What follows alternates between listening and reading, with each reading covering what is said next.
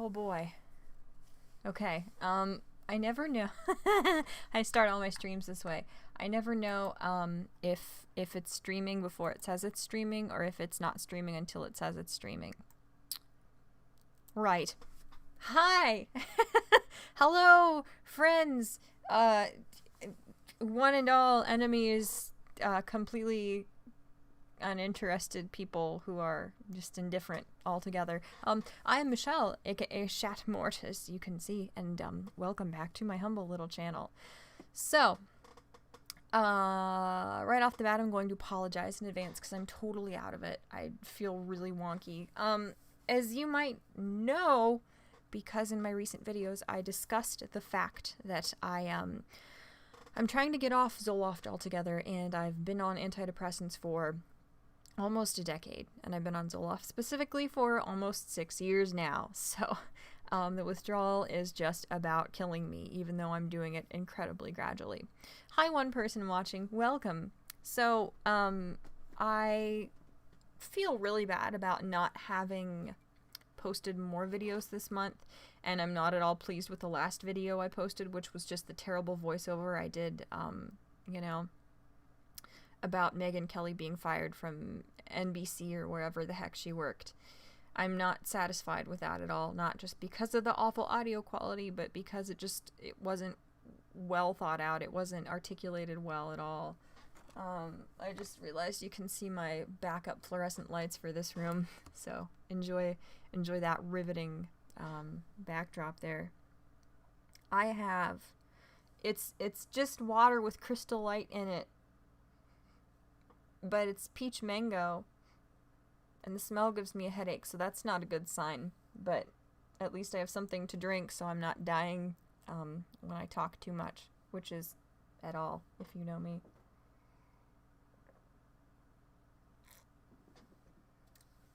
I'm so distracted by my rotation of, like, super autistic favorite characters here. Not that they're autistic. I don't mean to malign any of them. It's me that's autistic, if anything. But do I have a picture and then a GIF of that Double D and Kevin? I'm not sure. I'm very distracted. So, anyway, as I began to say a bit ago, I just feel bad about not getting out very many videos this month. I filmed one that I was very pleased with until I opened it in my video editing software to edit it, and then I discovered, to my delight, no doubt, that there was no audio. And that for some reason, after having just tested my audio to make sure that it was recording from my mic here, it switched back to some other non-existent audio device. It was queer. It was quite queer, to be perfectly frank about it. So anyway, I did film that one video, and I'm still being a child. I'm still sulking about that. So I have not reshot that video. And I am also in the process of filming several very short, hold on just a minute, I'm gonna, if my phone will work, I'm going to find this stream right here, and I'm gonna share it on Twitter. But I'm in the process of filming daily, like, very brief video diary type things that I'm going to compile into weekly or approximately weekly videos, detailing my experiences as I go through the withdrawal symptoms and try to get off of Zoloft. So I've been working on those, but unfortunately, due to those riveting withdrawal symptoms, I just feel like total crap. It's definitely getting better. Like, the last 2 days I've felt a lot better, but it's crazy just how out of it I have felt. They say you can experience flu-like symptoms, and let me tell you, it felt like I had influenza. I felt horrible. Since there are 4 of you here, hello, please like the stream if you like it, and share it if you feel so compelled. And let me know, please, most importantly, let me know if you can hear me okay, because I tested my mic a little bit ago, and it didn't work very well. Hi, Kenny. I had to do my super intelligent tech support thing where I literally just banged on my mic, and then whatever internal issues there are resolved themselves. So, yeah, just let me know if at any point you can't hear me or the audio quality diminishes greatly, because I'm not pleased that there's something internally wrong with the mic. That's not cool. I don't appreciate it whatsoever. But yeah, my symptoms I'm going through are crazy. They're definitely a lot more extreme than anything I've experienced before. Okay. Hi, Morgan. I'm glad you guys can hear me okay. And this isn't an excuse or anything for not putting out videos. I don't want you guys to think of it that way. But it's crazy how, like, totally out of it I am. Like, I could just sleep just, like, indefinitely forever and be like, this is cool, this is fine, and wake up for 5 minutes and be like, yeah, everything is awesome, you guys are great, hello world, can I go back to sleep now? So I'm totally exhausted. It's hilarious how forgetful I have been. It would be if I didn't have to remember important grown-up things like paying bills and getting groceries and things. But I've been totally out of it. It's crazy. My head hurts, my neck is like stiff the way it gets when like your like lymph nodes get all swollen up when you're sick. My ears are always ringing, my head is pounding. It's crazy. I think I've maybe been hallucinating a little bit. Just very minor, like out of the corner of my eye things. But that's also the reason why I haven't watched as many scary movies this year as I normally do, to like try and get myself in the Halloween spirit, because when you're like totally out of it already and you already feel like you're in a horror movie, watching horror movies late at night by yourself doesn't feel so great. So I have watched some, but very few, and like I tried to like avoid actual like supernatural movies, and I've been watching more like psychological thrillers, because I already feel just weird enough that like I don't want to scare myself completely to death and lose my mind. I think I like this Mango Peach Crystal Light. It's not bad.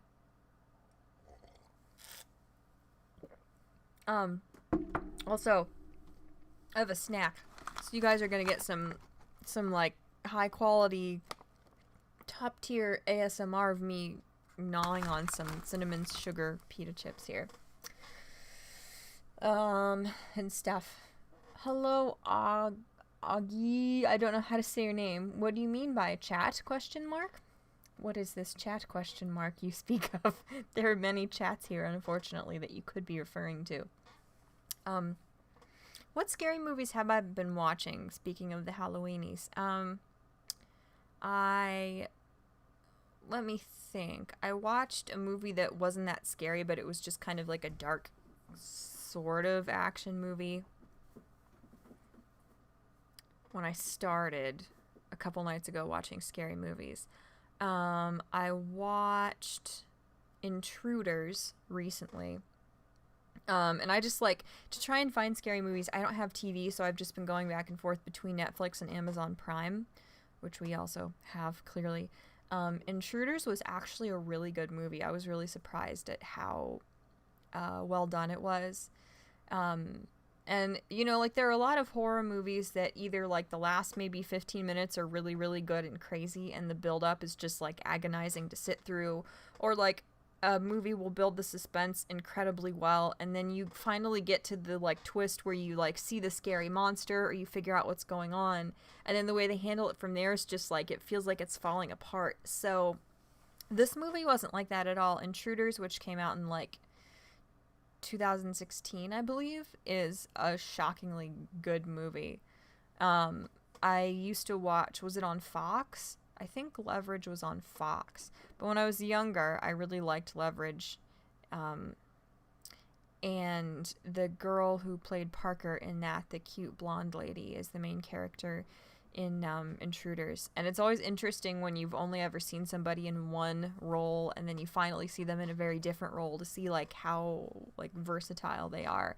And she was very, very good at playing the main character in this movie. So I liked Intruders. It was very well done, and it was cool too. Like, one of my favorite things about movies is when like you don't know what genre it is till like the very end, or maybe you still don't know like what genre it is when you're done with it. Like, if you can't tell if a movie is just like a thriller or if there's like some weird supernatural thing going on too, like if they make it mysterious enough that you don't know until the end of the movie, that's like one of my favorite things in the world, because you actually are like engaged as the audience trying to figure out what's going on, you know? Or like, I like movies where you can't tell if it's like a psychological thriller where the main character could just be going out of their mind, or if there's actually something really going on, you know, external from their head. I like movies like that too. Intruders was definitely similar to that. Like, I thought it might be one genre based on the description of the movie, but it was kind of another. So it was really well done, and that's especially refreshing because, like, it's so hard, like, when there are so many horror movies. It's just so hard for them to, like, make anything unique, you know? Like, everything's been done so many times that when a movie is, like, when it's an unusual premise, or it's like the story is carried out in an unusual way, it's really cool and a pleasant surprise. So Intruders was really good. And I watched Oculus finally. Oh, gross. That's like a frothy burp. That was like a rabies burp. That might not be a good sign. Hello, Chat-Mort. Hello, Jesse Green 619. Did you mean for that to rhyme, or is it just 619? I don't know how you pronounce it. Yeah, I never thought about that. You could be related to Trey Gowdy. I couldn't think, like, when Kenny first mentioned him, I couldn't, like, I knew the name, but I couldn't remember, like, I couldn't call his face to mind or what he did. But Trey Gowdy he's really cool. But yeah, I also watched Oculus then, I think, like, the night before I watched Intruders, and, like, everybody was talking about Oculus when it came out. It was okay. Like, it was good, but it wasn't great. I thought the guy who played the main character, who had just gotten out of, like, an insane asylum type facility, he was super cute, and I thought he was a good actor. And the thing was, Karen Gillan, it's just Gillan, right? It's not like Gillian or anything. Karen Gillan, I believe is how you pronounce it, from Doctor Who. She was the, you know, companion a couple seasons back. She was like the sister, one of the main characters in Oculus, and her character was weird. Like, I was really surprised, but it didn't really seem like she did that good of a job. Oh, just 619. Okay, I gotcha. But, like, when the movie goes on, Oculus was a good movie too, and I won't really spoil anything, but, it's one of those movies where instead of just telling you the backstory right at the beginning and then just starting from there and, like, plotting along, it like, switched between the past and the present, so you got the backstory of the characters and, like, why they were, like, where they were and why they were doing what they were doing. Like, they interspersed that throughout the movie, which was it was really cool, because you know, like, you were actually being fed new information that was relevant, like, throughout the whole movie. So instead of just, like, sitting there, you know, waiting for something interesting to happen, you were, you know, slowly, like, picking up relevant details as it progressed. So it was like when they explained the backstory about, like, the way the main two characters, the brother and sister, grew up, like, it started to make sense that the character that Karen Gillan played, it made sense that she was a little bit, like, odd. She was, like, I don't know how to describe it. She had like a very flat affect, and she was kind of like intense and just really straightforward and almost like robotic. In just her delivery of the lines and stuff. But like then it sort of did make sense throughout the movie when they explained why she was acting that way. But I thought like it felt kind of risky to me, like if you're going to have somebody play a character that just kind of comes off as like somebody not being a good actor, like I think you should explain early on in the movie why that character would be acting that way. Because, you know, if you watch something in the theater, obviously it's one thing, but like if you are watching it just at home on TV or on Netflix, like if you just think that the actors aren't very good, you're not going to wait till like 3/4 of the way through the movie to be like, okay, I understand now why she would be acting this way. Like this was intentional. It's not just that she's a bad actor. It makes sense that the character would behave this way. Like people aren't going to wait. People are just going to like find another movie to watch, you know? So I thought that was odd. Like, I don't know. Oculus was, it was okay. Like I mean, it wasn't bad, but it wasn't like super unique. And the ending, I was kind of like, really? Like, I don't know. It was okay. It was definitely a good like suspenseful movie to watch though. Love Amy Pond. I really liked Amy. I haven't watched Doctor Who in a while now, but I really, really did like her, like as a companion. She was so charming. You just saw Venom today. Venom was really good. Yeah. I was really surprised at like how much I liked Venom. It's like I'm not a big superhero fan, as most of you guys probably know, because I just can't stop like whining about it on here. So I thought it was so funny that critics always rate like what I see as very genetic cookie cutter like Marvel and DC movies that are all very similar. Like critics give those high ratings, but then Venom, which was like really, really like surprisingly charming and unique, like critics hated it. Really? Like that, I thought that was really stupid. But yeah, I loved Venom actually. It was really cool. I'm trying to think. Last night I watched The Boy, which has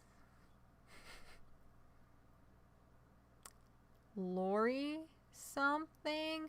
The lady who plays Maggie in The Walking Dead is the main character in The Boy. And that movie, it has like a really doofy premise, but I was shocked at how good it was. Like it was a very, very well done movie the whole way through. What's the topic? Hi, White Squall. I'm at the moment I'm just rambling about the horror movies I've been watching to try and get myself in the like spoopy Halloweeny spirit. And The Boy is that movie where this like American lady gets hired by this kind of odd, like sophisticated British couple to be their nanny while they go away like on holiday. And she gets there and it's just this like creepy, like life-sized ceramic doll that she's supposed to be babysitting. But they're like, I know this looks crazy, but like you have to babysit him. Like this is like really our son. Our son is really here, if you know what I mean. And she's like, no, I don't know what you mean. Are you serious?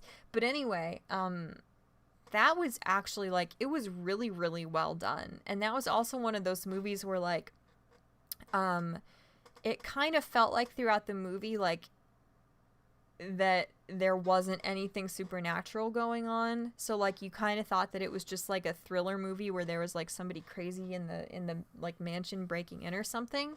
But then obviously as the movie goes on, the babysitter realizes like something weird is going on here. Like there's a reason these people are telling me like there's an actual like spiritual presence here, like in this doll that I'm supposed to be babysitting. So that's a really good movie in that you don't know what genre it is. Like you don't know whether it's supernatural or just like a thriller, or if the main character is just like losing it because she's isolated in this like spooky mansion. And I just love that. I love in storytelling when you don't you don't even know what genre the movie is that you're watching. I'm like gesturing like Ida as he's gesturing crazily on screen.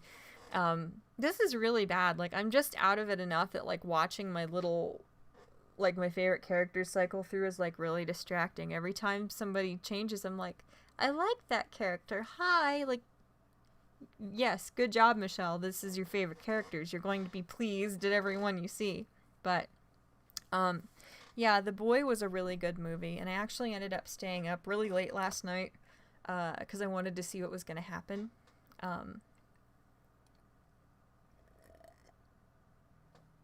And I was thinking, I don't know what else to watch. Like, I just don't feel very Halloween-y this year. I don't know.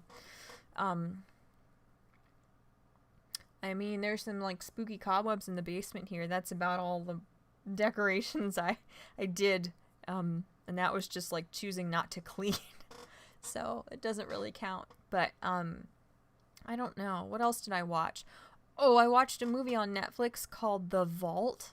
And The Vault was actually really good. Like, whenever I start watching a movie, I always, like, look up on IMDb, like, who the actors are, because I can always sort of, like, recognize people, but I don't know what I've seen them from. So I'm always, like, playing on my phone, looking on IMDb, accidentally spoiling things for myself, like, looking at the movie as I'm watching it. Especially if I don't know much about a movie, I will look up, like, what kind of ratings it got and stuff and how recently it came out. And The Vault was very, like, it got really, really low ratings from, like, critics and users on IMDb. It has James Franco in it, and then, like, a bunch of people. It has Pennsatucky from Orange is the New Black in it.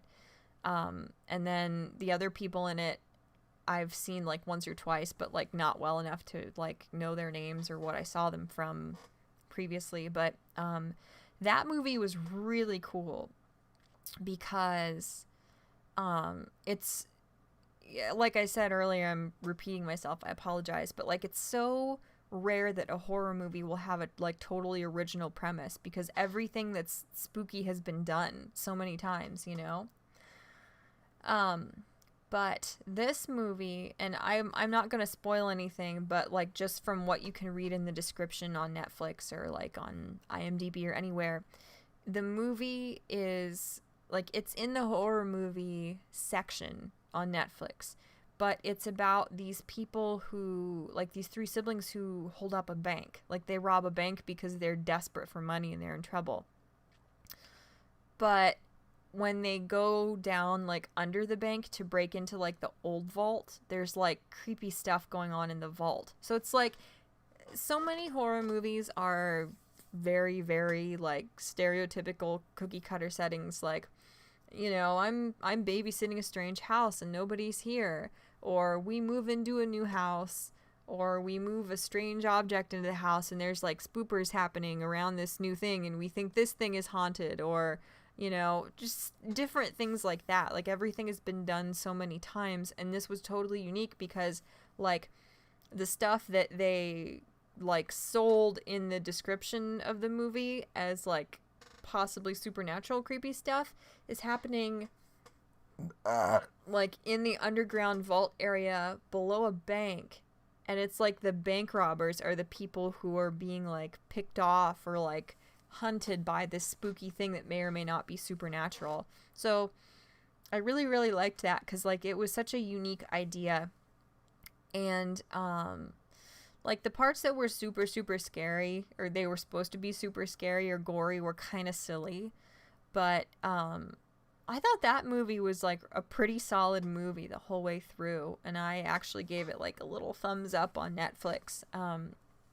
I just thought it was really original, and, like, they managed to keep the pacing pretty good throughout, and like, the movie just starts, you know, it just starts immediately in on the action. So again, it's one of those movies where like, the dynamics between the people robbing the bank, like, as they're yelling at each other and trying to keep everything under control, and as they're, like, talking to some of the hostages and stuff, things are gradually revealed about, like, the dynamic, why they were in such a bad situation that they had to rob a bank, stuff like that. So I thought The Vault was really good, actually.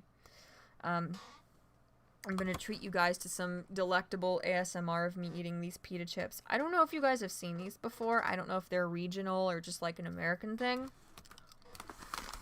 But this brand of pita chips, Stacy's pita chips, are delicious.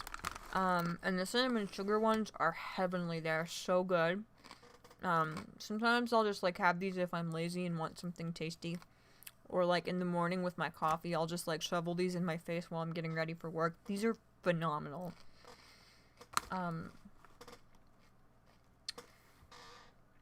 White Squall said, many moons ago while I was babbling about nonsense. Unfortunately, I'm not well versed in horror movies. Not the type to get scared with movies, so they're kind of lost on me. Hi, friend. Hi, Mira. Mira, please. Mira.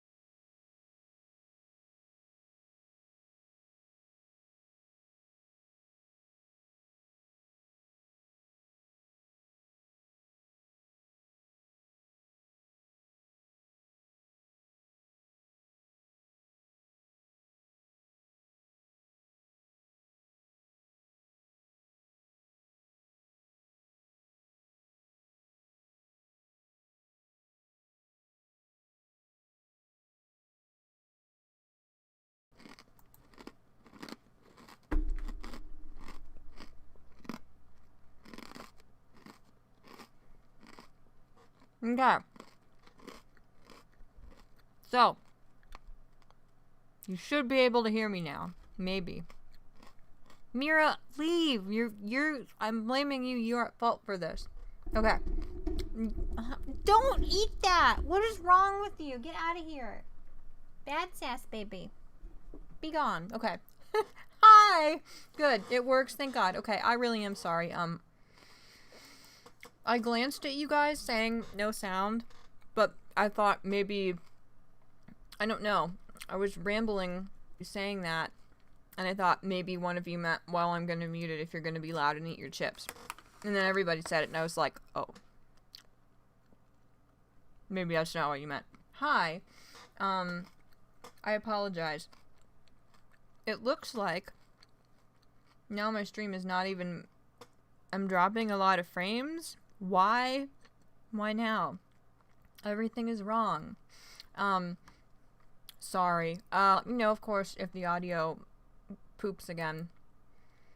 And how long ago...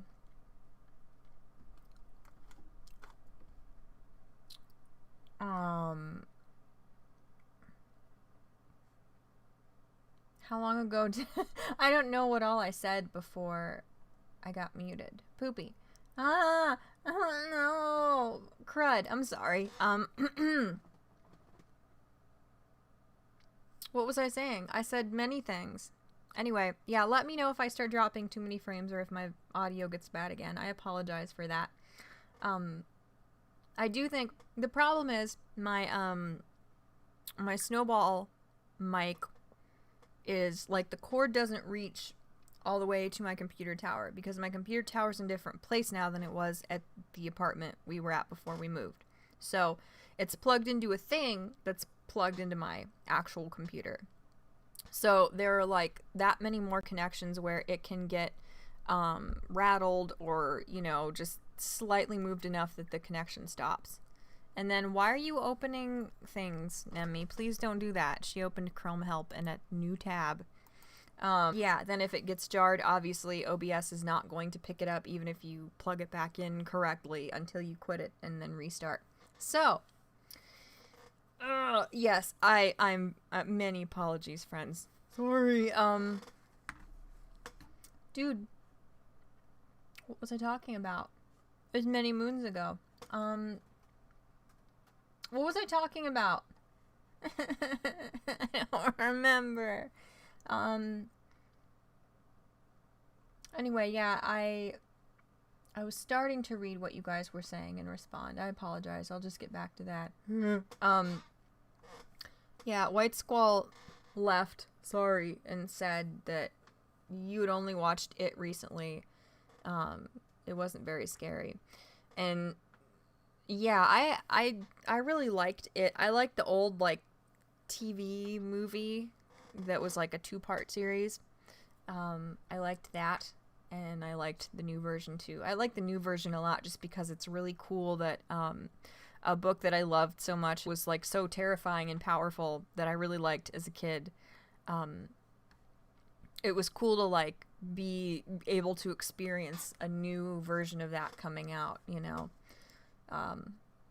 because a lot of people, I mean, if there's something that people are going to read of Stephen King's, it's probably going to be it, but a lot of people didn't see the old kind of goofy made for TV movie, so it was cool to be able to experience that with my generation, I guess, or a younger generation.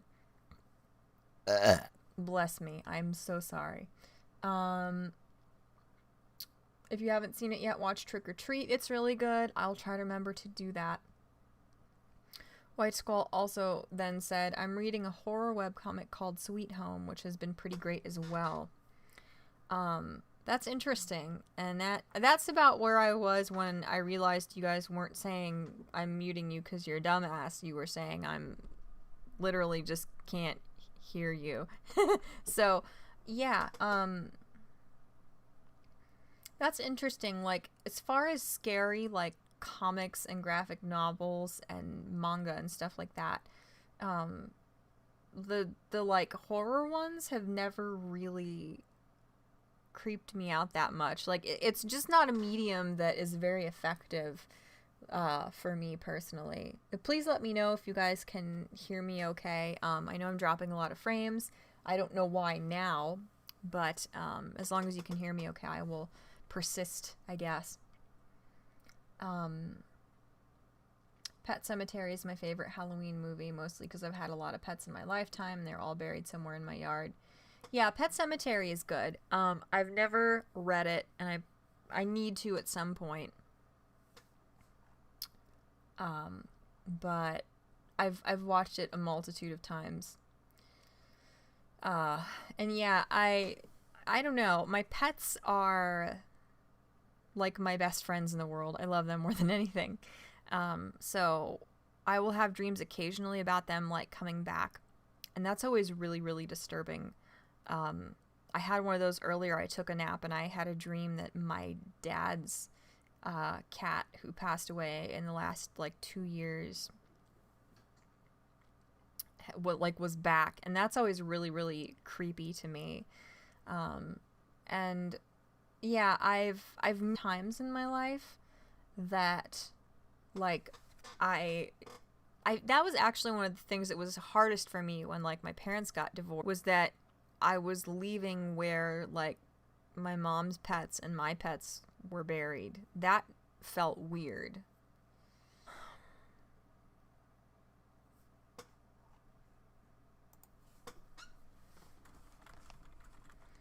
Is it dropping too many frames? Question mark. Is it buffering for you guys with a Y question mark? Asterisk question mark. That's irritating.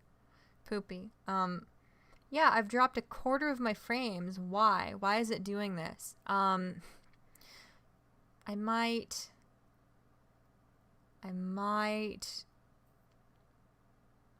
quit. Thank you. I will have a happy Halloween, I guess. The scariest thing that's going on now is how many frames I'm freaking dropping, and I don't know why. Okay. Let me restart this garbage one more time and see if it will work better. I will be right back, dear friends. Again.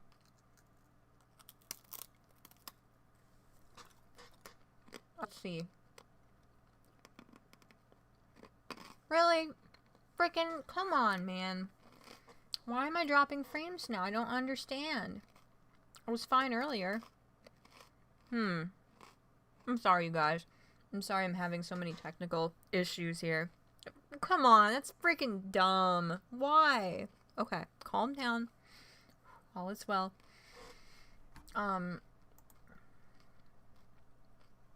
What else did you guys say about scary movies? Kitty butt. Yes, I'm sorry about the kitty butt. It smelled really bad. That's the scariest thing that's happened to me in many moons, how bad that smelled. She jumped up here and she pooted, and it was a nightmare. I really like horror movies, but I love Tomb of Dracula. I don't really care for hack and slash movies unless, like, they have to be really unique for me to be able to tolerate a lot. Like, no, I'm not running Twitter or Discord right now. You know what? I just closed Twitter. Let's see if that helps.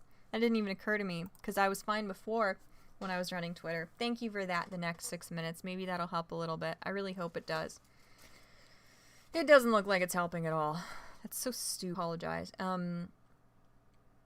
Yeah, like, for me, I don't mind violence in movies, and I don't mind sex in movies. But if I feel like they're just, like, using violence and sex to, like, distract from the fact that they don't know how to write a decent story, like, if they're just used to cover up the fact that it's not a very good movie, then I don't like it as much. Like, when I feel like it's really condescending, like they're just in front of your eyes to make your brain short out, that really irritates me. Stop buffering!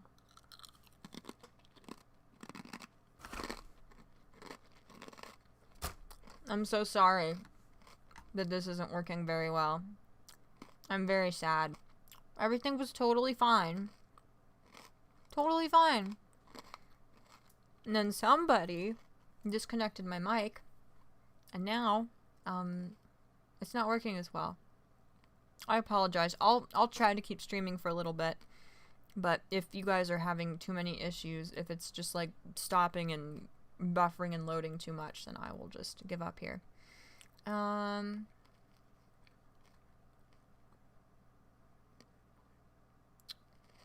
Yeah.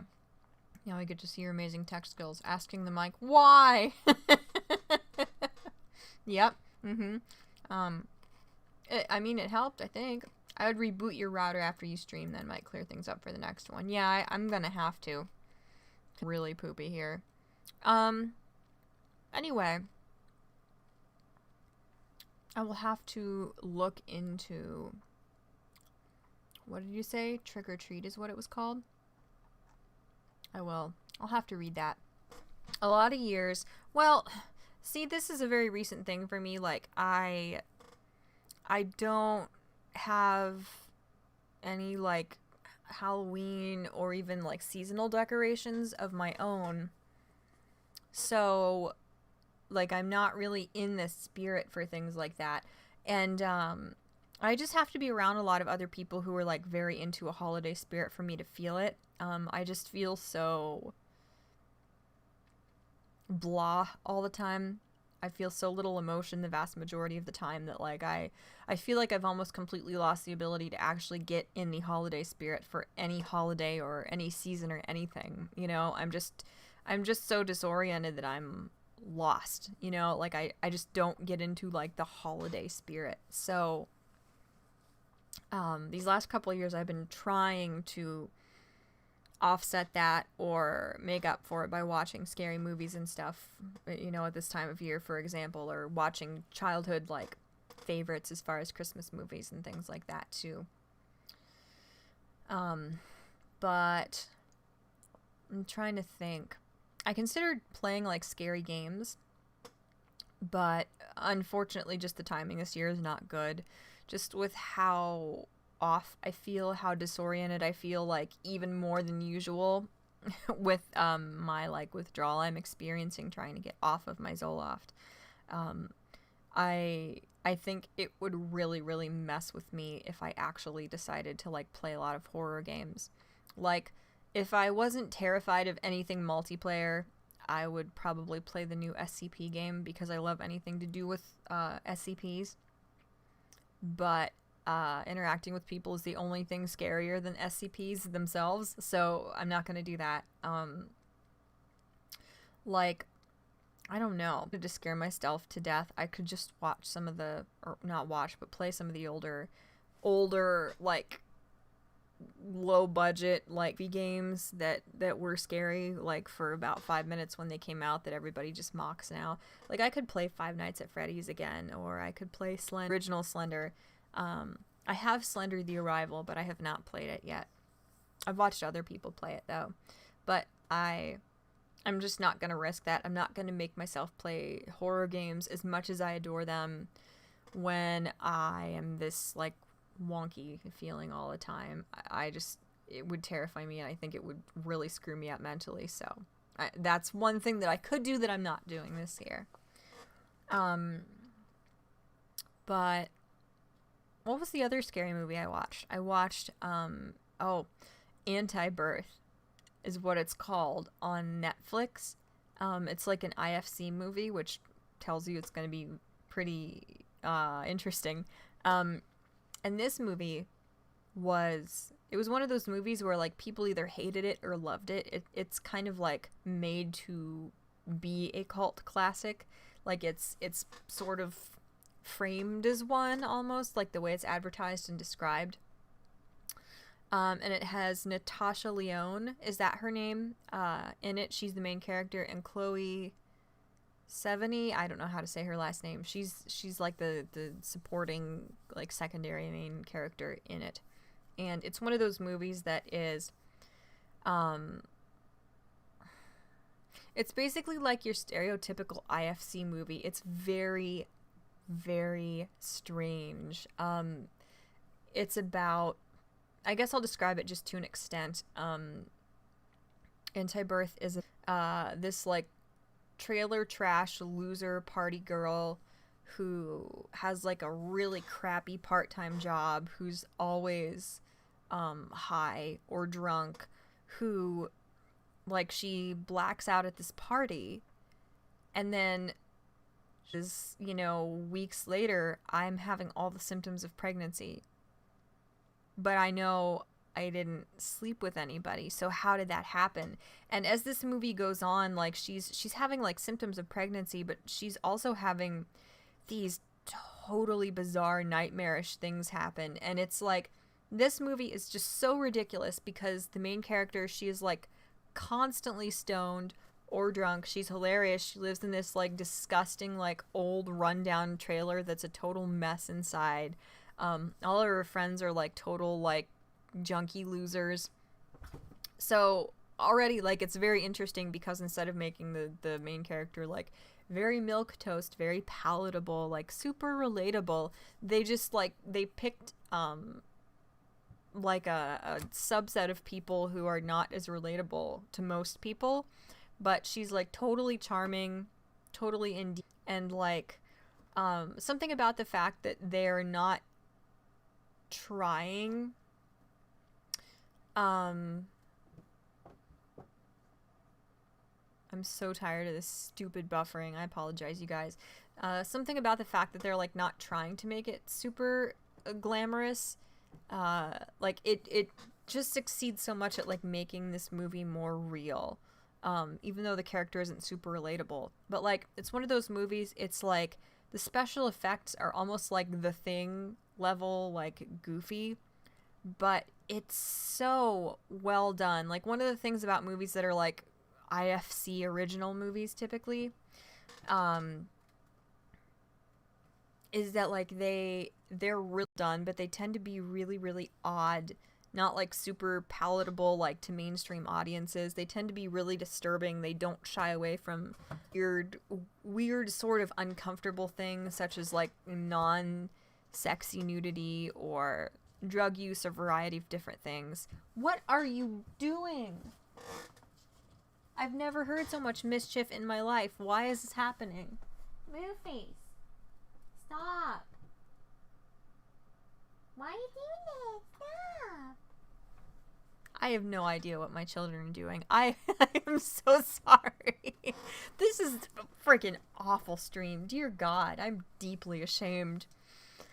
But anyway, yeah, like it's one of those movies, like it was interesting to be watching this movie because it was really, really weird and just gross and unpleasant to watch. So it was interesting to like look at IMDb and people's ratings as I was watching it, because some people loved it. They were like, this is made for a very specific, and it delivers to them. And everybody else was like, this is a gross, idiotic, terrible movie. But like, I loved it. Like, it was the kind of movie that I wouldn't expect myself to love, but I loved it. Like, the last like 15 minutes of the movie, I'm just sitting there like screaming, like, what the fuck? Like, what? I'm just sitting there like screaming, holding my head, because I was so just blown away by the way they like ended this movie. It was unbelievably, just ridiculously it was interesting too, because like at the end it's really interesting. Like, you know how I was saying I like movies where you don't really know like what genre the movie is, where they don't reveal to you exactly what's going on, and it just kind of adds an element of mystery, and then you're actually like engaged mentally with the movie instead of just watching it unfold. This movie is like the epitome of that. Like at the end of the movie you're like, what the hell? Like, it just goes crazy. But the build up for like the first hour and movie, perhaps, I'm not sure how long it is, it's very well done. Stop buffering. Stop buffering. Stop. Just work normally, please. Stop. Okay. This is why I'm not in tech support. My methods don't tend to work very well. I'm sorry. Why doesn't screaming stop work? I don't understand. Anyway, it's one of those movies where, like, the build-up as the tension mounts throughout the movie as this weird stuff and more bizarre stuff is happening to the main character. It is so disturbing. Like, they build up the tension and just the completely eerie, unsettling tone of the movie so well that, like, you feel kind of ill watching it. And that was not like medication withdrawal. It was actually the movie making me feel that way, because they did that so effectively. But if you want to watch just a completely ridiculous, insane movie, watch Anti-Birth. It's on Netflix, and Natasha Lyonne again is in Lesbians in Jail sitcom Orange is the New Black. She's the main character in it, and I loved it. Like, it was ridiculous. It was really good. Can you guys hear me okay? I know I'm dropping a ton of frames, but is my audio all right? I'm probably gonna wrap up here because I'm really disgusted with shitty the quality is here. I am gonna have to reset my router and try again another time. I was also gonna show you guys all the books I got, but everybody left because my stream is not very streamy. But I wanted to show you guys. I got like a couple weeks ago, I got the first 3 volumes of One Punch Man, the manga, because it is beautiful. Obviously, I'm talking about the, like, official manga. The audio is good. Okay, thanks, dude. I really letting me know. Like, the guy who wrote Mob Psycho 100 and OPM. Stop buffering. Stop. I hate you. Stop buffering. Thank you. Okay. Like, the guy who wrote these is not a good artist at all. His art is, like, it looks like a kindergartner tried to draw. So this is all written by him, but it's drawn by Yusuke Murata? I don't know, whatever. And I didn't know that at first. You know, I didn't know that he didn't actually illustrate the manga. Like the adaptation that, like, Shonen Jump distributed. But OPM is, like, amazing. The story is amazing, and the art is exquisite. Like, I wanted to own this series because the art is so good. Like, the art in this series it's surreal. It's so good.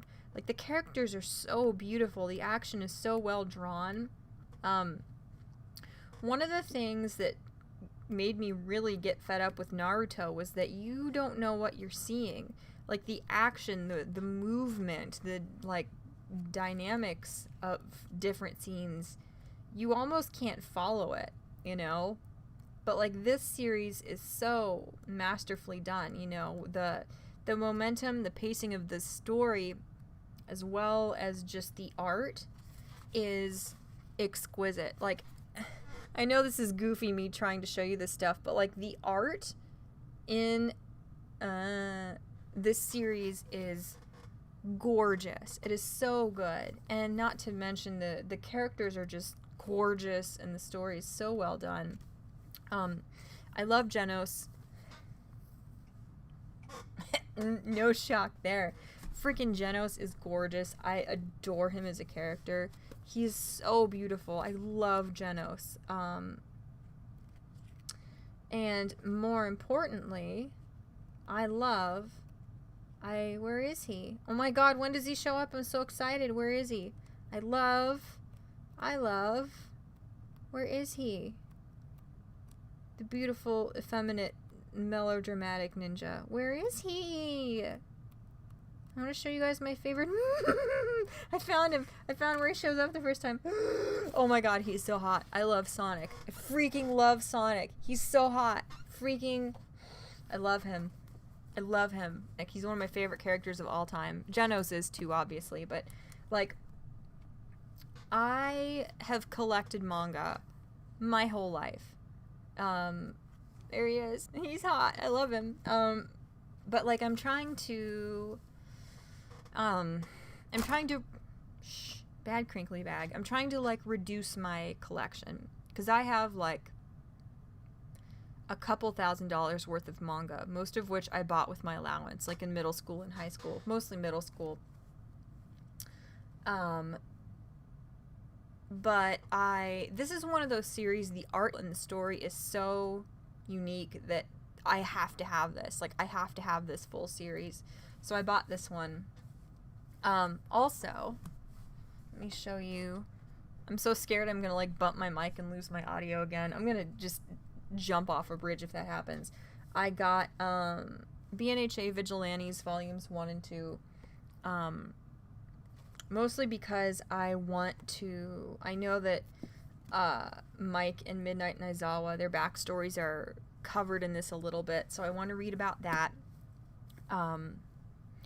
And because Vigilantes isn't an anime yet, obviously, I want to read it. And then I actually ordered on Books A Million's website, if my little atrophied brain would, the first 3 volumes of the manga of My Hero Academia, because again, this is one of those series that so dear to me. It's so close to my heart that I have to own it, you know. And it's also one of those things where the story is so consistently good quality that I know I'm not going to regret owning this later, you know. Like a lot of the manga I have right now that I want to get rid of is like, I have the first 20, maybe 25 volumes of, I don't want that anymore. Crap, I forgot about this. I was gonna try and sell my Naruto manga, but I think I went through and drew like goatees on Sakura in a bunch of it, because I hate her. Why did I do that? I was such a stupid middle schooler. Why did I do that? I'm gonna have to go see, because I'm deeply afraid that I like drew goatees on Sakura like throughout the whole series. Crap. Why did I do that? But like that series, like Naruto, went downhill. And it went downhill so fast for me, at least my opinion of it, that I don't want it anymore. I have like the first maybe 8 volumes of Bleach, 6 to 8, and I really love the art style of Bleach. Unfortunately I got into Bleach before I'd ever watched Yu Yu Hakusho, and watching Yu Yu Hakusho and seeing how much of a blatant like plagiarization of it Bleach is kind of has ruined Bleach for me. But the art style is beautiful in Bleach. I love it. It's so unique. Actually, that's one of the things that drew me to My Hero Academia, is because Horikoshi does such a good job of like paying homage to all of the different art styles he likes, you know, just like old school art style, like as far as the profiles of the characters, of the kids, they look like Pokemon or Yu-Gi-Oh characters, and that their like nose and like jaw is extended. All Might just looking like a sort of traditional Western superhero, like Lemillion. I don't want to like do spoilers or anything by talking about characters who haven't shown up in the anime yet, but like even Bakugo like, looks so much like Ichigo. Like he styled Bakugo after oh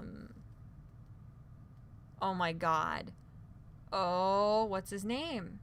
Kube, Tito Kube, is that the guy's name? I was gonna say Oda, Akira Oda, but he wrote One Piece. But that was one of the things that drew me to this series. Like, it wasn't a plagiarization of the story or like the rules of the afterlife or the world, like from Yu Yu Hakusho.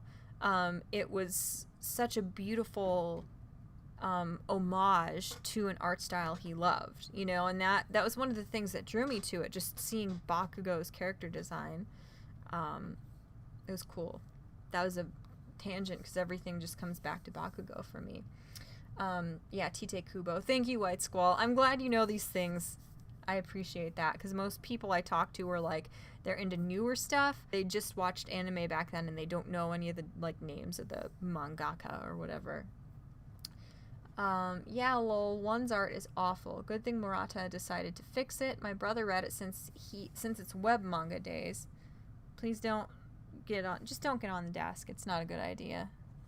But I gave it a pass because I thought it was a joke manga. That's exactly what my fiance said. He was like, I was like, this is what people are telling me to read, because he read a little bit of, OPM when it was just the poorly drawn webcomic. And he was like, really? This is what everybody's excited about?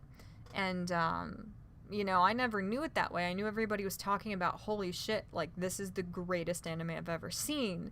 I didn't know that it was, one, a webcomic to begin with, and two, that the actual original art style is bad, and stuff. I have one little weird hair follicle. It's driving me insane, since I'm sure you guys really wanted to know. The anime did way too much filler. It killed Naruto for me. Tried watching Boruto. It was better than expected, but still not that great. Just gonna watch fight compilation or something. Yeah, my problem with Naruto was that I love Naruto as a character, but I hate Sasuke and Sakura.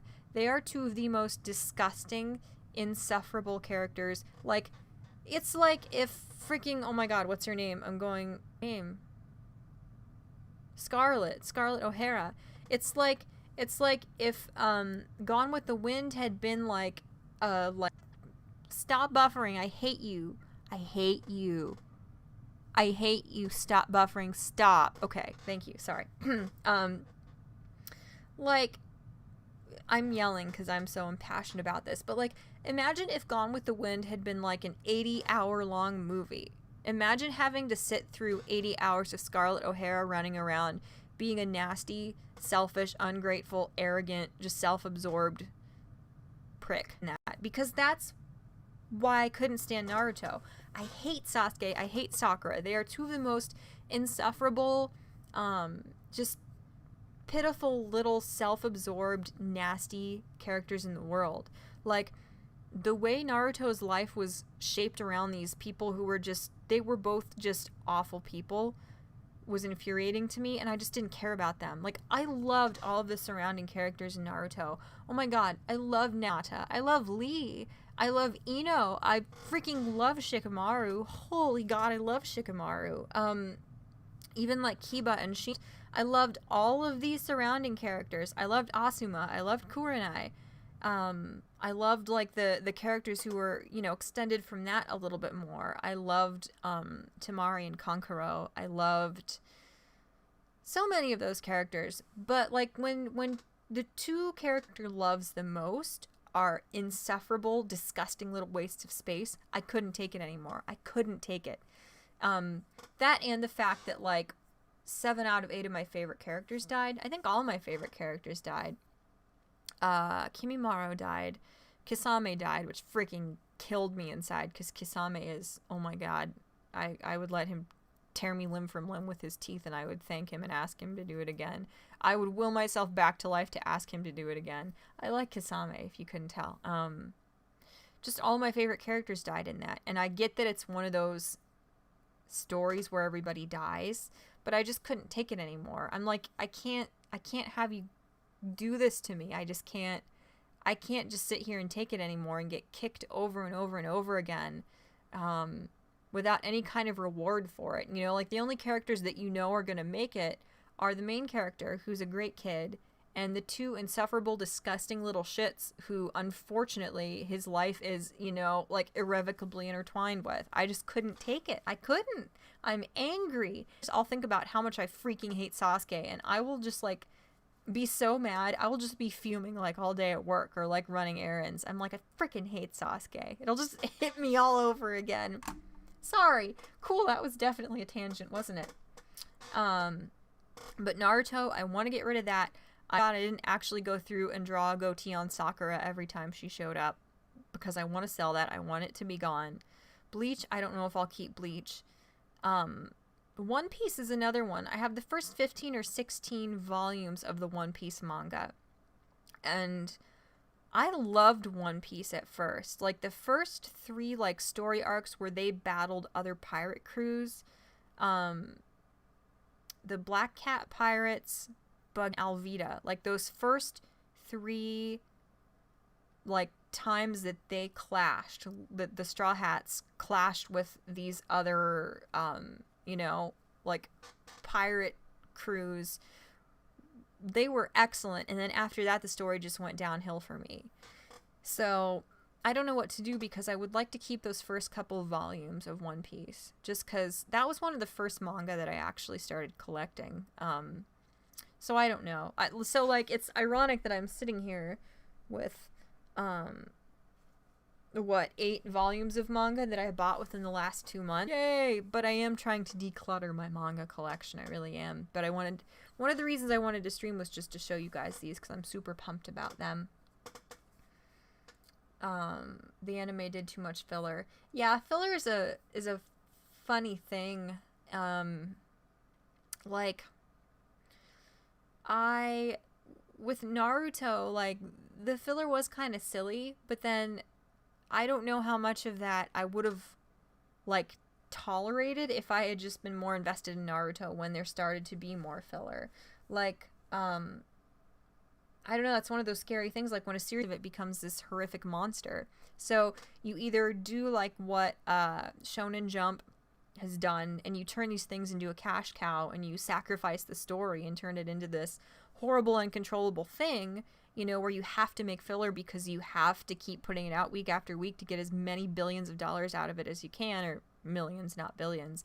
Or you do like Attack on Titan did, and you're just like, no, we're not sacrificing the integrity of the story. And then so many years go on between the seasons after it becomes this huge, like, super hyped up thing that nobody cares anymore when the next season comes out because everyone's forgotten. Like, you can do one of those two things when you decide, as, you know, whoever, like, the board is, or whoever the Shonen Jump people are, for example, whoever decides, like, they select a series and they choose to, like, serialize it and elevate it like that. You can do one of two things. You can either do the Naruto filler route and ruin it that way, or you can do the Attack on Titan, just, you know, there's a decade between seasons route where, like, half of your audience has died of cancer and their great-great-grandchildren don't even know what you're talking about when you find your 3 out. Tite Kubo, yeah. I mentioned Osamu to several people at Comic-Con, and they have no idea who that is. I assume superfans would know him. Akira Toriyama is the depth of who they know. Yeah. Oh, and Hayao Miyazaki. Yeah. Oh my god, I love you. You're my best friend now. Yeah, Sakura and Sasuke are trash. I just love the fights. Rock Lee versus Gaara will forever be one of the best fights put on a screen. I know. Rock Lee versus Gaara and the first Neji versus Hinata fight are 2 of the most beautifully animated things I've ever seen in my life. Just exquisitely animated. So beautiful. I love that. That was back when I liked Gaara. Gaara was a very interesting character as a bad guy. When he became a good guy, I'm like, I want him to die. Every time somebody faced off against him, I'm like, I'm rooting for everybody but him. Because as a good guy, he was just a super flat character. You know, I know he was happier, but Gaara, as a bad guy, such a fascinating, compelling character to me. I loved him. But, yeah, so I think I was definitely rooting against Lee, even though I would, you know, I would lay down my life for Rock Lee's happiness any day of the week. Shikamaru was my favorite, really identified with his laziness. I just thought he was hot. Kisame was great in games. Stealing chakra is always great. Dude, the problem is, it's just this thing about, like, creepy, sort of inhuman creatures, I guess. I've always had this thing for them, but Kisame, I'm not exaggerating when I say he could tear me limb from limb with his teeth, and I would will myself back from the dead to again. I love Kisame. I know that's weird. People think I'm really weird. I love One Piece. The war at Marineford is unquestioned. It's peak. If you didn't watch that part, I'd definitely go check it out.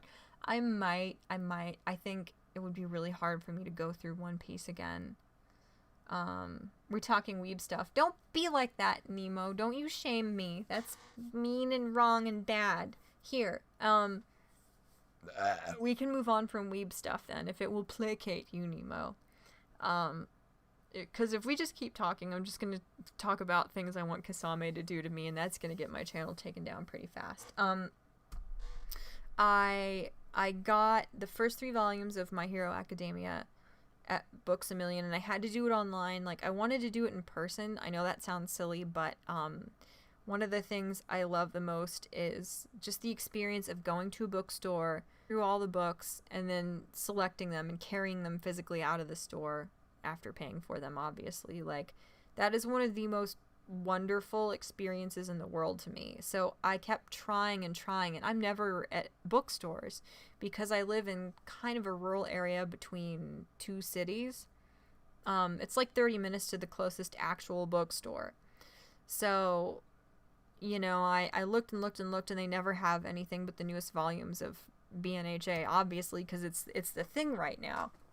So I caved, and I bought the first 3 volumes of it online, which I only did because I got like $20 off of $50, because Books A Million knows I haven't been there in a long time, and they were trying to guilt me into coming back, and it worked. Good job, guys. But I got 3 other books, and I'm super psyched about them. I'm changing the subject for you, Nemo, so you better be grateful and share my stuff, and Squillion subscribers and stuff. Make them all come over here and pay attention to me. I'm like the Great Value brand Margaret. Like, I'm okay sometimes. I have mammary glands and sometimes talk about politics, and I have blonde hair. Send them over to me. Anyway, I got 3 books, 2 of which my mom has. Like, my mom gave me a bunch of her books, and we moved them down here into our basement, and we have them on bookshelves. There are at least 500 books down here of my mom's. Most of them are like weird 80s, like fantasy sci-fi. But she has a ton of political books. She has a ton of classics. I'm about to leave. Don't leave! I'm Target Margaret. That's too nice. Because Target Margaret. Did you do that on purpose? Because my brain tried to say Target Margaret, and I was like, that's wrong. I'm going to correct myself. But my correction was wrong. That's too nice. I love Target. Like, Target is like fancy shopping for me. I'm like the Dollar General version of Margaret. I'm like the Aldi's version of Margaret. But yeah, my mom has 2 of these books, and I think they're probably both here at our place. But I wanted to have my own copies of them because they're classics. I got Dune, which I have always wanted to read. It's one of my mom's favorite books, so just that alone, even if it wasn't like a classic, is something that I would want to have. So I got Dune. I'm super psyched to read it. I'm just so excited. Like, any old classic, I love reading them. Also, there are these really interesting, like, every once in a while they'll have some artists like redo like a collection of old classic books. Like, they'll do like interesting, like, simplistic, iconic covers for a lot of these books. And they did that for this. It feels funny. It feels funny. Family Dollar Margaret. That's correct. Also, this is the other book that I know my mom has, Atlas Shrugged. I've always wanted to read Atlas Shrugged. My mom has never read it the whole way through. I love Ayn Rand. I love what I know about her. I will probably love this aspect of her, this book, once I've read it. But I have not yet. Unfortunately, I first tried to read Atlas Shrugged in like 6th grade. And I got about 50 pages in, and I was like, I think I'm going to wait a decade and try again. Because this book is dense. This book is dense. Like, there's a squillion and a half words in here. So, anyway, I'm going to read Atlas Shrugged probably after I'm done with this, like, nightmare withdrawal I'm going through from my medication. Because if I tried to read it now, I would just have migraines like 20. But I'm super thrilled to have this. Again, like, you can see these covers. I mean, they're not identical, but they're very similar. And then the next book I'll show you is also one of the ones where they redesigned the covers so they're all this similar art style, and they're all like the same dimensions as far as the sides of the book. I just sniffed my book on stream. That's good. But anyway, my mom has this book, those books that it's just something that I want to have in my own collection. I want to have my own copy of this book. So I got that one. All the Dune books are decent. That's good to hear. Yeah, everybody has said that. I know the first one is excellent. A lot of people I look up to have said that at least. As far as anime fights go, Rock Lee vs. Gaara, Takamura vs. Hawk from Hajime no Ippo, and All Might vs. Nomu are my top 3, but Zabuza versus Team 7 and the Bazette fight from Fate, whatever that is, are close. Zabuza versus Team 7. Is that the main kids? Was that the first time Zabuza showed up? I had a thing for him too. I just like people with teeth that could shred me, I think. Mom is dense. My mom is not dense. My mom is very bright, kind of, sometimes. Brand is a tough read, and it's a series, lol. I know. Big Time Eaters, hello. Have we spoken before, or are you just like a gently drifting shit poster looking for places to stir up mischief? Because either way, you are very welcome here, my friend. I like this Crystal Light, the peach mango, but I don't like the smell. It smells weird.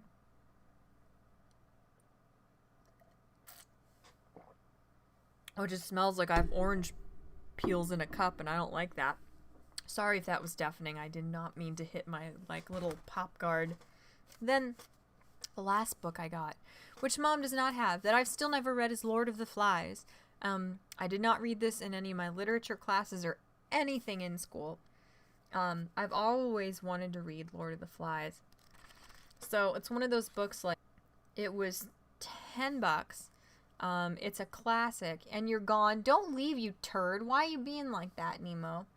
You know, it's a classic. Anything that's extremely dark, I really like. You know, like, even in 5th grade, The Most Dangerous Game was one of my favorite stories.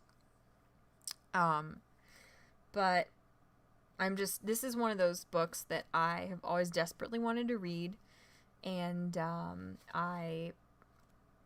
I'm really happy to have it, and it's one of those things that I want to have, like, I want to have it in my collection, you know.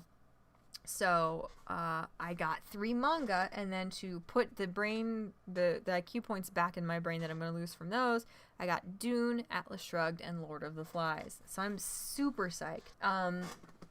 Oh, my little leg hurts. Lol, my sister also has a thing for anime characters with sharp teeth, but she also likes sharp hair. Her favorite character is Hiruma from Eyeshield 21. I've still never read Eyeshield 21. People have been telling me, stop buffering, stop buffering, stop. Thank you. Okay, we're back, folks. People have been telling me for like 15 years to read Eyeshield 21, and I still haven't. You should read The Hate You Give. I actually stopped and I read the whole back cover of that book the last time I was at a bookstore. The time when I got the 2 first volumes of Vigilantes and the first One Punch Man. It looks interesting. I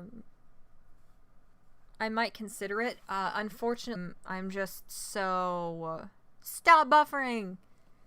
Stop buffering! There's no reason for this. There's no reason for this. Do you know how much money we pay for my upload speed to be marginally decent? Stop. Stop buffering.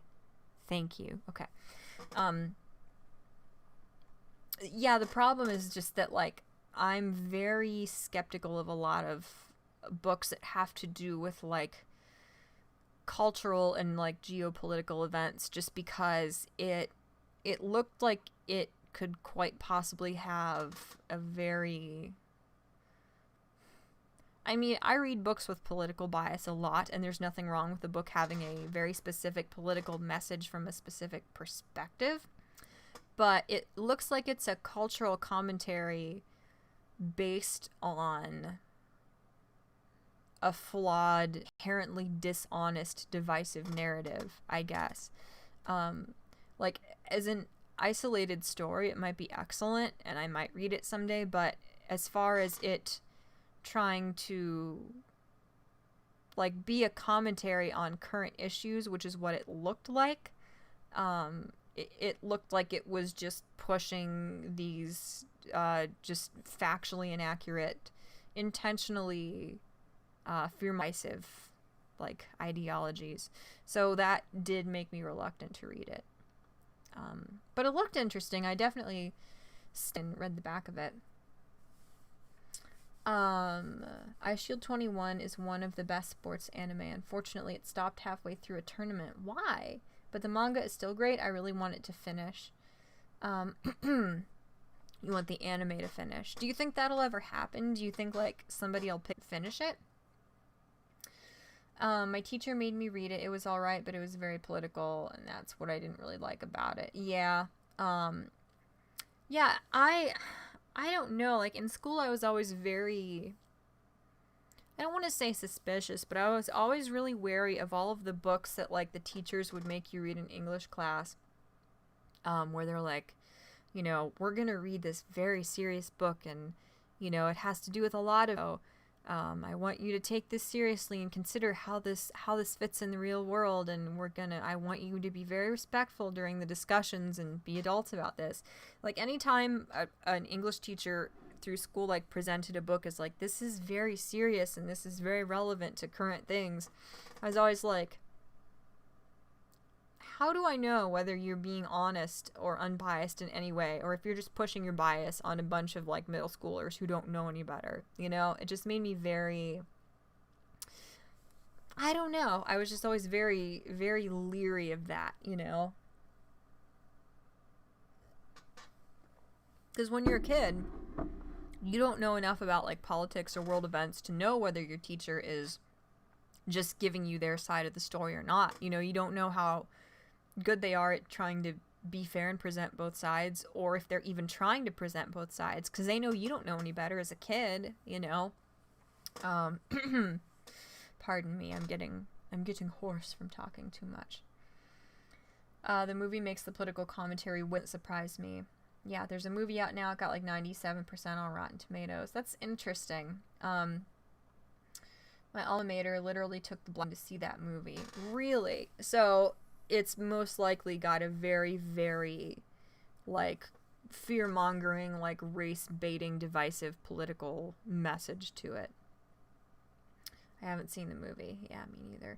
I doubt it would finish since it's been over a decade. Yeah, but they went back to be such a weird time to stop. That is weird. I wonder, like, when something like that happens, like when a series is doing really well and then they, like, screech to a halt, whether it's, like, you know, anime or just a TV series or something, it always seems to come down to, like, the company was bankrupt, or there was some weird, like, legal hiccup where different people were fighting for the rights for the series or something, you know. There has to have been something weird like that, I would think.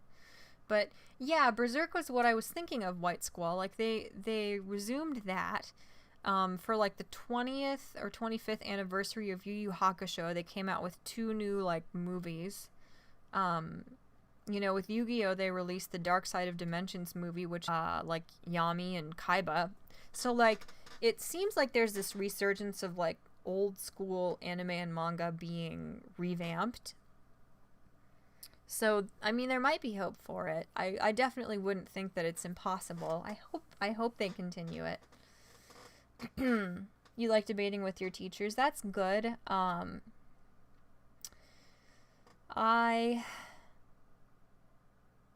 I don't know. I was kind of on the fence. Like, in school, like, from a very, very young age, I've been a conservative. I've been right-leaning since I was little, you know.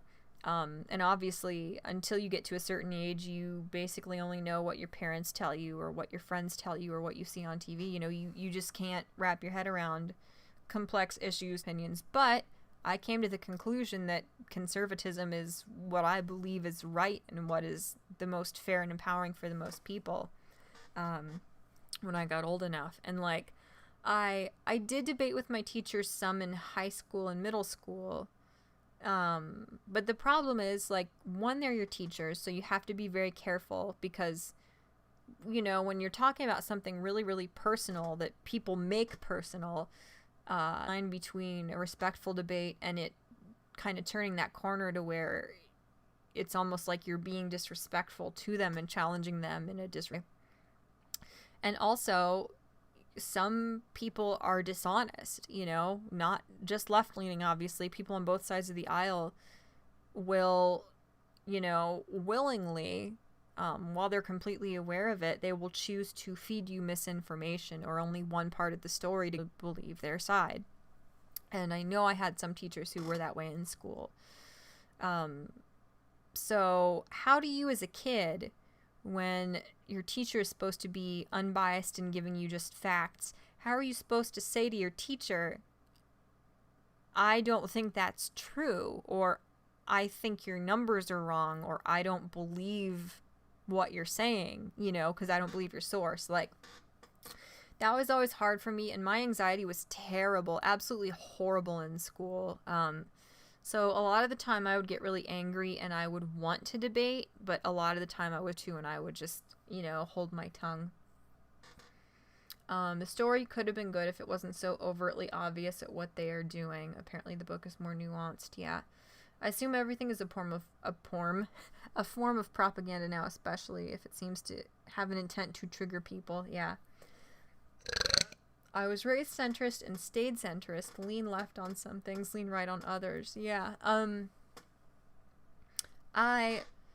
The thing is, I want to make a video on this, and I've been saying this for like the 2 whole years now that I've been making videos. But I think it's like hard for us to identify where we fall politically on the spectrum. You know, like, a lot of people think conservatives are these zealots. When conservatives most of the time just want a smaller government, you know, they want people to be left alone to do. Okay, bye Nemo.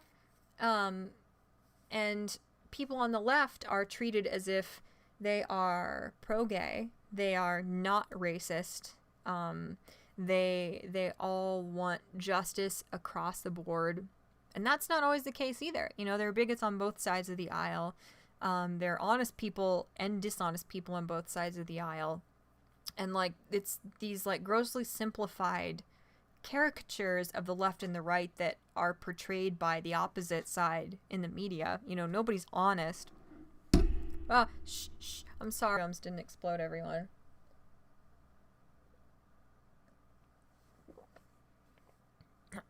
Pardon me. That's a problem. And the other thing is, like, we went from several generations ago having the Red Scare, where people were, like, being persecuted if you just suspected they were communists. We went from that to this extreme now, where people are saying that capitalism is evil and socialism is the right thing to do. Like, the reason I think why it's so hard for us to figure out, am I conservative? Am I a liberal? Am I a centrist? What am I? You know? I think the reason for that is because the political spectrum, like, what political views are acceptable, have shifted so far left that people who, you know, 20 years ago would have been considered to be, like, really wacko out there, like, free love, anything goes leftists, are now, because they don't believe in the government controlling every aspect of your life, they're considered to be, like, conservative to the point where they're bigots. Like, people have not changed their stances. It's the political machine, you know, the media, the establishment, the people who are in power, the Soros-funded people, whatever, like, conspiracy theory-esque buzzwords you want to use. those people have shifted the narrative and what's acceptable so far left that nobody knows where they fall anymore.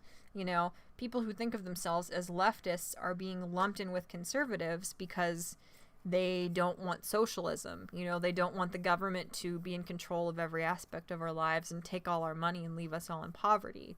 Like, I don't know, it's just crazy. Sorry, that was kind of an odd tangent to go on, but I was thinking about how I consider myself to be very conservative. Like, my parents are both what I would call establishment Republicans. I think they're both starting to understand that neither political party is honest. I think they're starting to understand that you can't just be all Republican or all Democrat across the board, because that's meaningless. You know, but they're both definitely more conservative on everything than I am.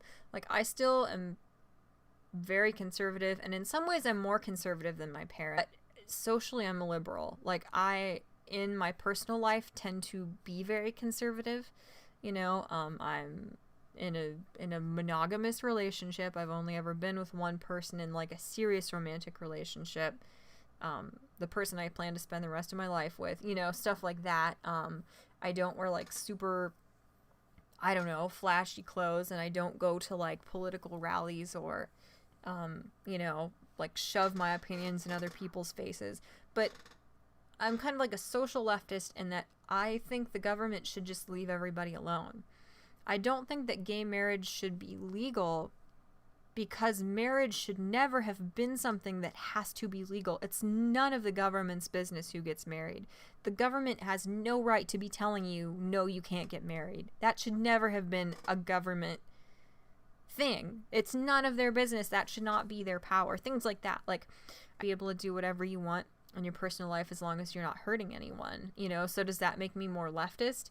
Because I think that, you know, straight should be allowed to get married and express their love and their pride in who they are freely. Does that make me a leftist or a libertarian? What does that make me, you know? It's so convoluted anymore with the ultra polarized, over-the-top, hyperbolic, political, divisive narrative that nobody knows what they are anymore, you know? I'm cold. I need to go upstairs soon. What I'm upset about is how too many conservatives are taking up left and keep stretching the truth to push agenda instead of speaking the truth on heady topics. I agree. I'm so sick of these people, like the Laura Loomers and people like that, who are like, well, we have to play dirty too. You know, this conservative lost their job for this ridiculous that was totally harmless. So now all these liberals who've done the same thing need to be punished the same way. Like, come on, stop buffering. You can do it. Come on. Come on. Come on. Stop buffering. Stop. Come back.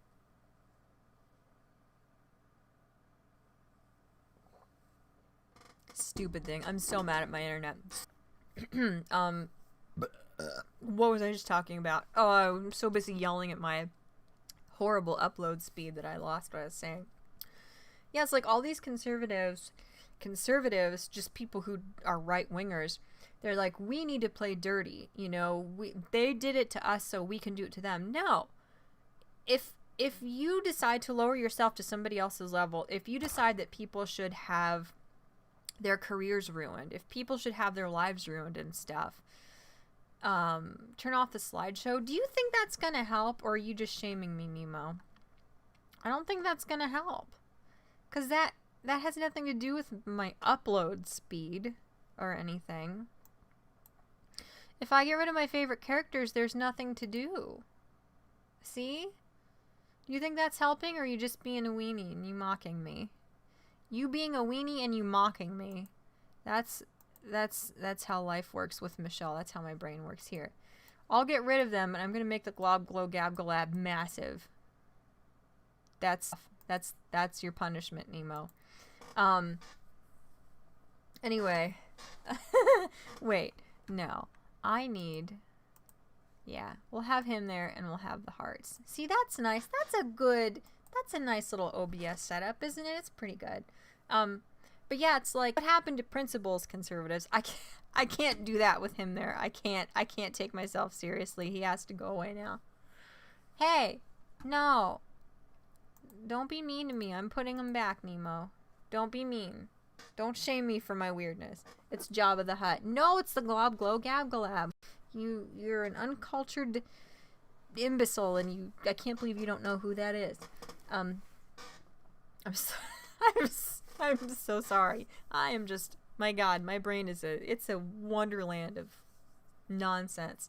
But yeah, it's like, it's just so stupid. Like, all these, like, angry talking heads, all of these, like, establishment Republican, like, 40-something people on Twitter, and the Laura Loomers of the world and the people like that who are like, we need to do exactly what they do. Like, this conservative got their life ruined because they said something totally harmless, so every leftist who's ever said the same thing needs to get their life ruined. Like, you're stooping to their level.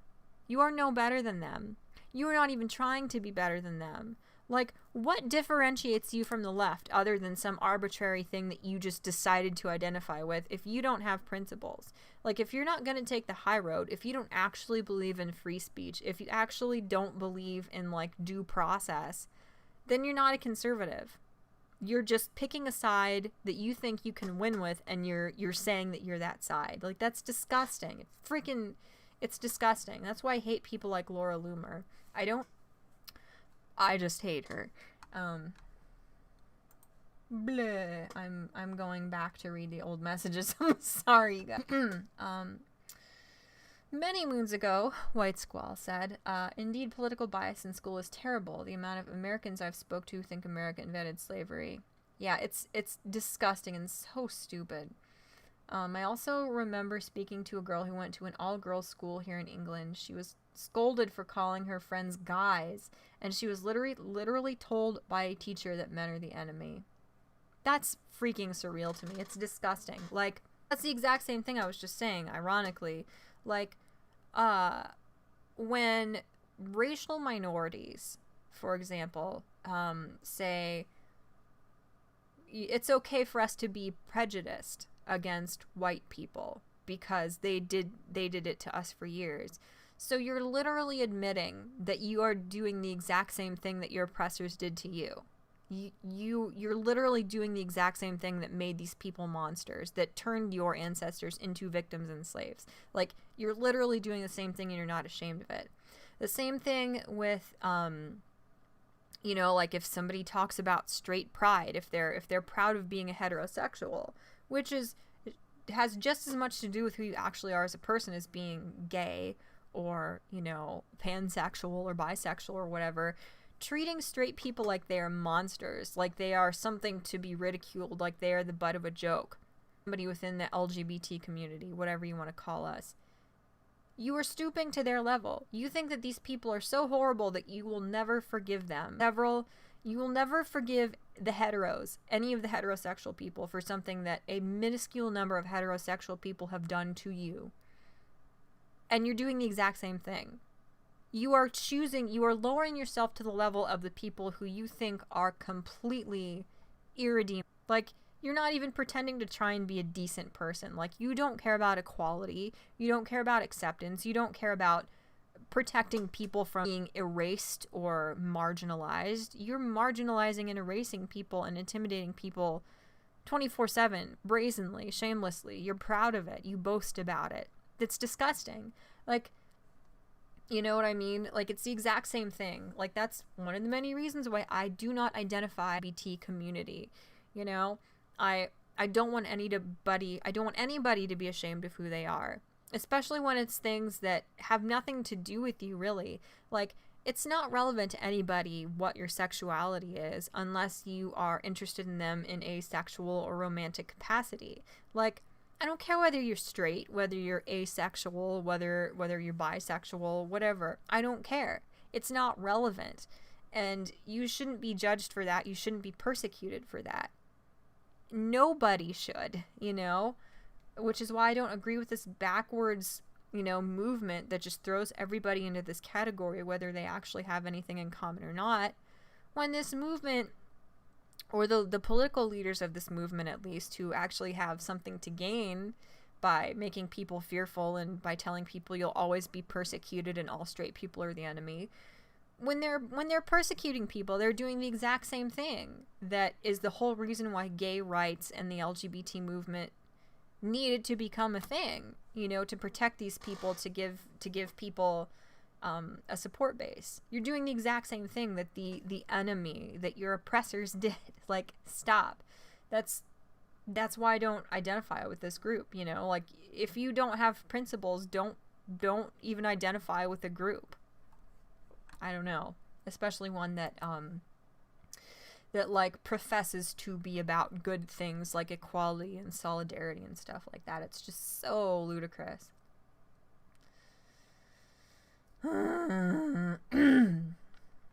Yeah, politics is the art of looking for trouble, finding it everywhere, diagnosing it incorrectly, and applying the wrong remedies. Groucho Marx. This is true.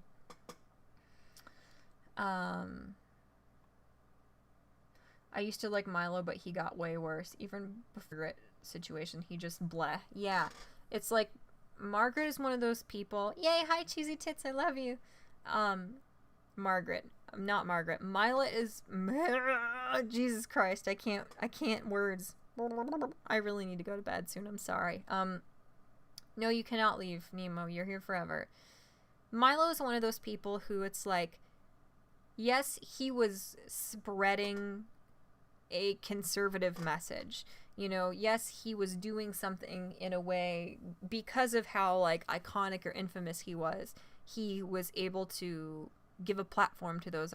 But is that really that great when he's doing the exact same thing, or he was doing the exact same thing that Laura Loomer and Candace Owens are doing now? Where, yes, these people are spreading conservative talking points, and yes, they are infamous enough and they're able to have a platform to publicize these thoughts. But what good does that do when these people are just capitalizing on something because it's profitable? Because Candace Owens and Laura Loomer are doing the exact same thing that Milo did. Mark my words. Mark me. The second that being a conservative stops being trendy and stops being profitable for Candace Owens and Laura Loomer, they will drop it immediately. And you can tell because there was no actual, like, authentic, genuine turning point for these people, why they started becoming conservatives. And anybody who says, we need to play dirty, we need to do the exact same thing to the left they do to us, you have no principles. There's nothing conservative about you. Just go be a leftist, But the reason why they're identifying as conservatives, even though nothing about their morals and their principles is conservative, is because it's profitable. There's a market and there's a demand for those talking heads, those like iconic figureheads. That's why they're doing what they're doing, because they're making money. And the second it stops making Laura Loomer and Candace Owens money to act like conservative, stop. The second, because it doesn't matter to them. It's not really what they believe. They're capitalizing on it.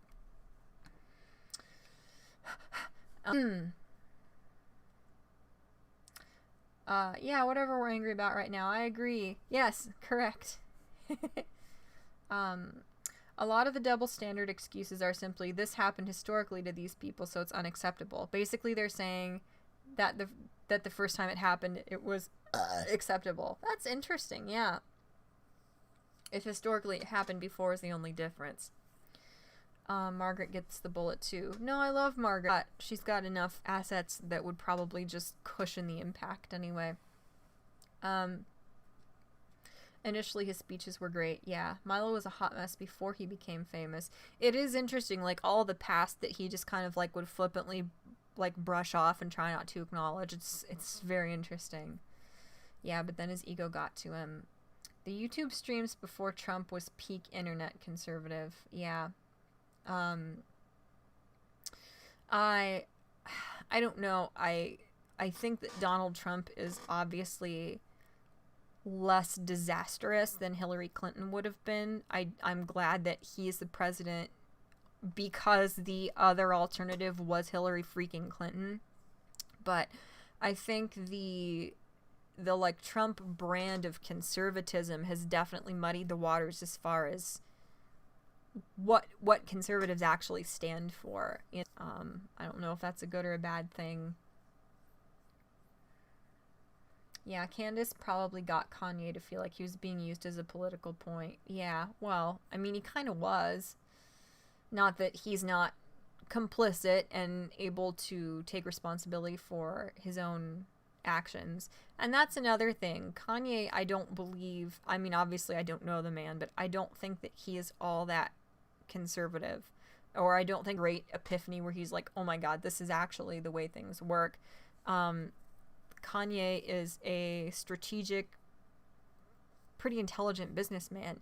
You know, every time he stops being relevant or his relevance somewhat decreases, he strategically comes out and says something that's going to get him in the public eye again. You know, that's what this was. This was a strategic, timed attempt to become more relevant than he was at the time, and it worked, you know?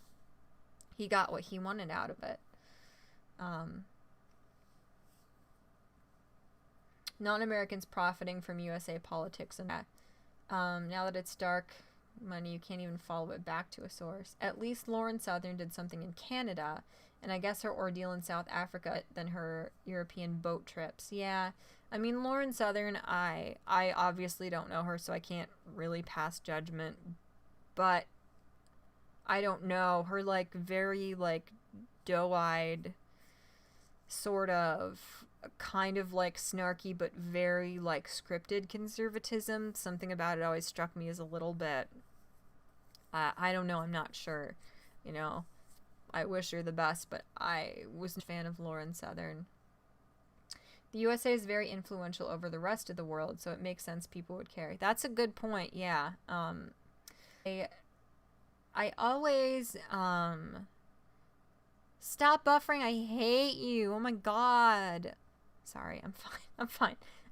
But yeah, in regard to what Cheesy Tits said, I always feel bad because the whole world is, like, constantly preoccupied with America. The whole world is, like, always, you know, having a mental breakdown about the dumb thing America is doing next or whatever, and I feel bad that the whole world has to worry about us.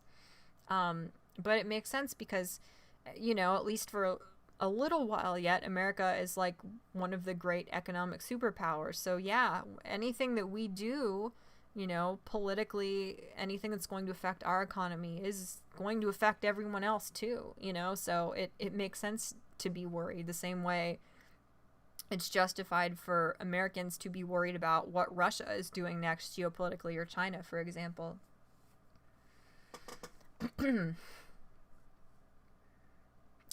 I am going to go here soon, you guys. I'm losing my voice and I'm cold. I'm going to go upstairs and, I don't know, read manga shortly. I wonder where the kitties went. When it gets quiet, I get worried. Kanye never really claimed to be conservative. I think a lot of people put that on him. He's just a centrist, if anything, but his views are more sporadic than most centrists. Yeah. Hi, Allie. Reagan-era conservatism. Ban rock and roll. Bush-era conservatism. Ban violent video games. Trump-era conservatism. On the libs. Yeah, it's, I don't know. It's strange to me how many people who have, like, consistently cared about politics for decades, like, just how short our attention spans are and how easily manipulated the narrative is, like, country or worldwide, individual level. Like, we forget so quickly what we stood for, what we were concerned by. Like, we are so easily manipulated. You know, a lot of us really are sheep in many aspects, and it's scary and unfortunate, and it's, I don't know, unfortunate how easily we get absorbed in whatever the narrative and the talking points and the stance of our political side is at any given moment, you know. Completely contradicts or has less than nothing to do with, like, what you, like, gravitated toward that party for to begin with. Buffering. Stop buffering. Stop. Stop buffering. Stop it. Stop. Stop buffering. Stop. Stop. Why are you doing this? Stop. This is wrong. Stop. Okay, it stopped. I'm sorry. And buffer stream. That is correct, folks. I'm so sorry about my crappy frame dropping numbers here. Like I was friends with their personal accounts before all of them blew up in 2016. You are one of the veterans, Nemo. I'm pretty confident that Kanye is either on hard drugs or a sucker that will say anything for a paycheck. I don't necessarily think he's a sucker. I think either he or his like managers and PR team, they're very good at strategically doing things that make him relevant when it benefits him. I'm sorry, my stream health is just abysmal. I am going to go here pretty quick. I'm going to try and catch up, though, with the chat here. I'm okay with the On the Libs era. We're getting some decent memes out of it. That's true. It's almost as if politicians are shitbags no matter what their leaning is, because politics is a corrupt and evil career to go into. Yeah, no kidding. I have to agree, actually. Yeah, or as if what goes on here doesn't have serious implications for the rest of the world that both directly and indirectly impact her and the rest of the West. I remember Pickles the Hedgehog. Nemo, are you okay? I don't know what's happening. I thought I was the only one with shit internet. No, it's not just you. Don't worry. The thing is, I started streaming 2 hours ago, and it was fine. Like, I wasn't dropping any frames. There was no buffering, nothing. And then the cats were hecking around on my desk because I was eating pita chips, and they got excited and thought it was time for them to eat pita chips.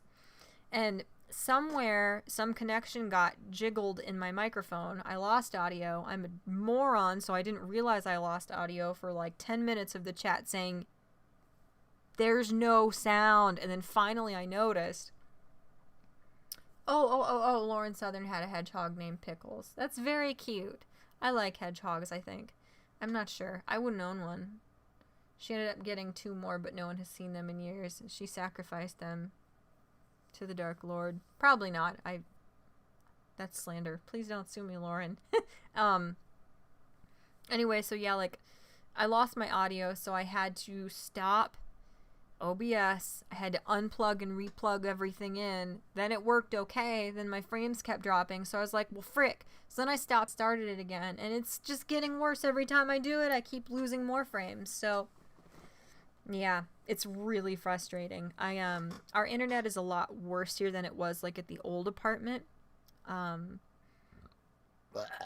But it shouldn't be this bad. Like, our upload speed shouldn't be this bad. So I don't know, like, we are paying for the highest internet package you can get here, unless you're a business and you're paying like hundreds of freaking dollars a month, and it's still like less than a third of the upload speed we had previously, and like 2/3 of the download speed we had previously. It sucks. I discovered a while ago that hedgehogs are impossible to hold. How would you have a pet hedgehog? That's a good point. Yeah, I don't know. Like, you can't really snuggle something like that.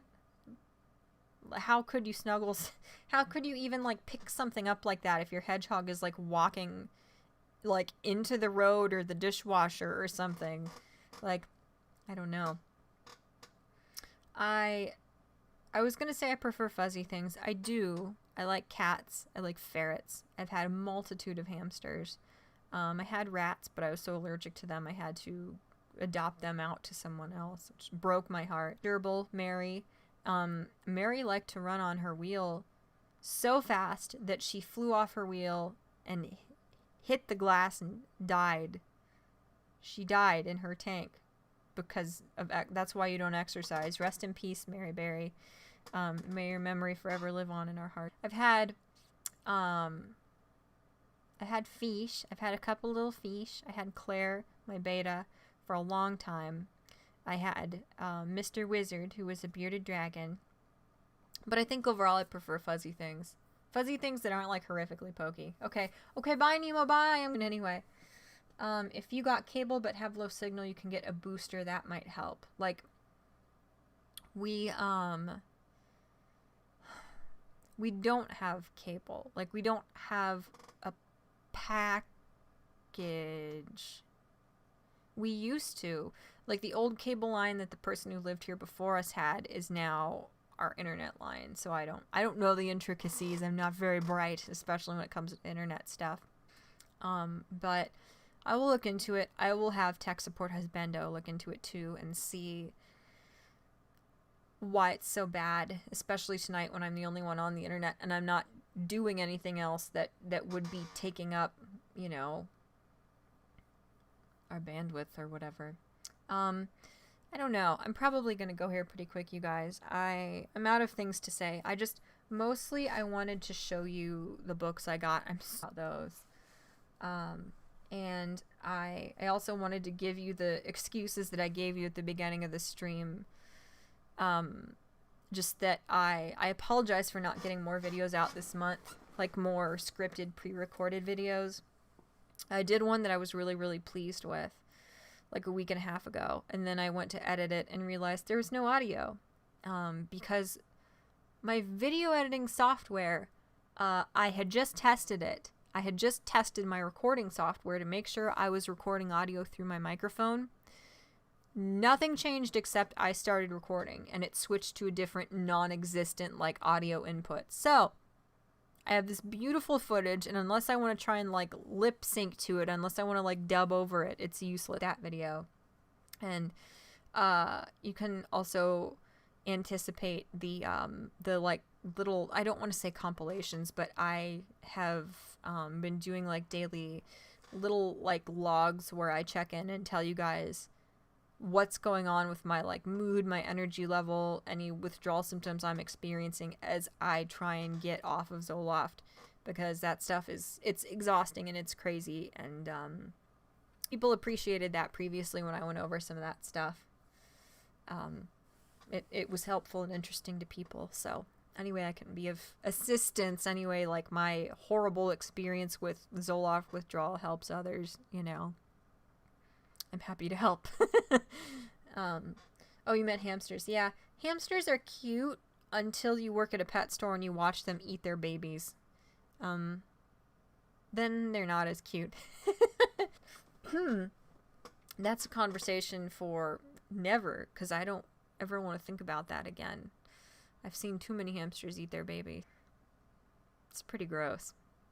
Pretty gross. So, anyway, yes. I wanted to show you guys my everything I bought. I'm super psyched.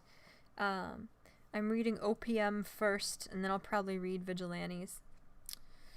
And then somewhere in there, I don't know, I'll probably start with Lord of the Flies, because I'm so out of it lately. I'm so disoriented from this withdrawal from my medication that there's only so much that I can mentally actually take in.